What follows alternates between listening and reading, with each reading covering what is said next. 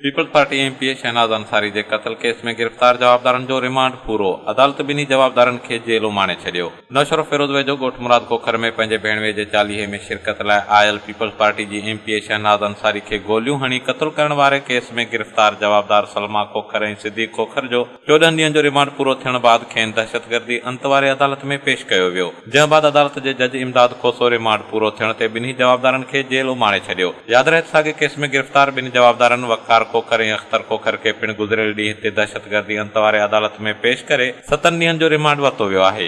ॿिए पासे peoples party औरत विंग पारां मक़तूला एमपी शहनाज अंसारी जे कातिलनि खे फांसी जी सज़ा ॾियारण लाइ पहिरें उघाड़े एहतजाजी रैली कढी वई।